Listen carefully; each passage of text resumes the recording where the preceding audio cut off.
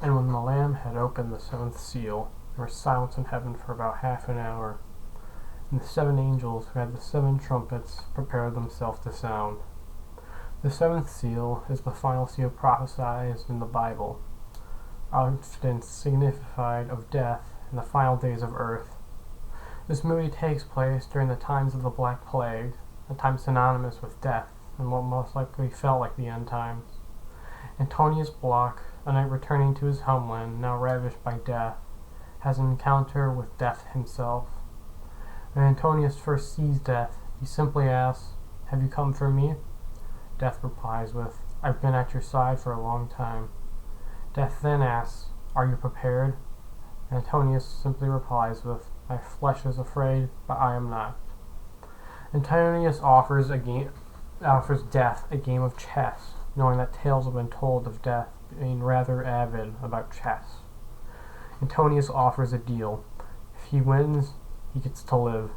If he loses, Death can take him.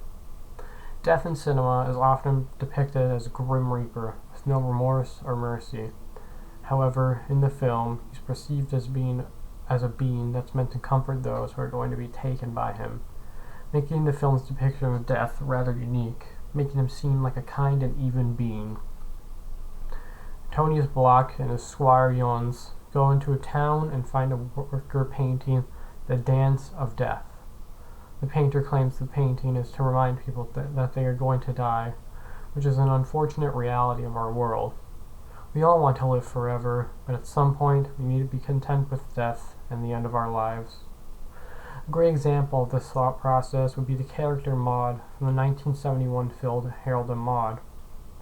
On her 80th birthday, she takes her own life, feeling satisfied with all she has accomplished and done throughout her life.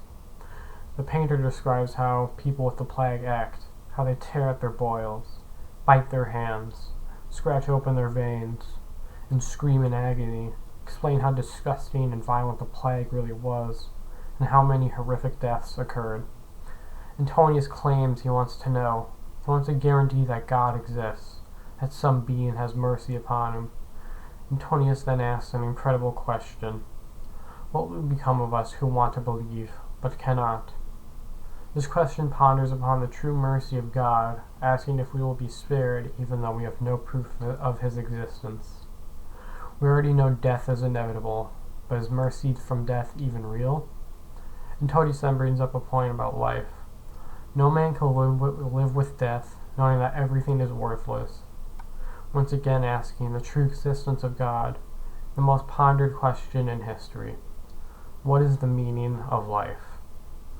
Eventually, Antonius tells the priest he was talking to about the game of chess with death and describes how he will plan to win. He says he will win by using a combination of the bishop and the knight piece, but the priest reveals he is death himself, also showing how death in real life can be deceitful and how it can strike at any given moment. After visiting what I believe to be a public performance of a large group of people, there's also another large group of people that come out. The leader then shouts, "God is punishing us. We shall all perish from the Black Death." This quote is a representation of the 14th century, which was filled with death and hopelessness. The leader then goes on to practically insult those who are still living, saying things like, "Death is at your backs," also acknowledging how quickly death can come. I can sleep peacefully and wake up sick and withering away, or not even wake up and see the dawn. He then goes on to allude that death is around the corner for everyone, which for the time was completely true. Death then confronts Antonius later on, letting him know he's been waiting for him. They continue the game of chess that decides his fate. Later on, Antonius finds a girl that is going to be executed for, quote, being in league with the devil.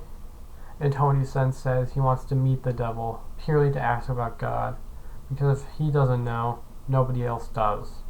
The film once again ponders about the existence of God and whether mercy from death is true. Death then confronts Antonius again, reminding him of his ticking clock of life. The girl then gets hung over a bonfire, whilst everyone watches the fire burn and scald her till she dies. Antonius's squire then asks, what does she see? God? Satan? Death? Emptiness? The film once again contemplates the afterlife and what exists beyond our mortal life. Antonius refuses to believe that she sees nothing and starts to cry, most likely due to the pressuring uncertainty of the afterlife. The film eventually brings its own title into the world, with our main characters fearing what they believe to be impending doom.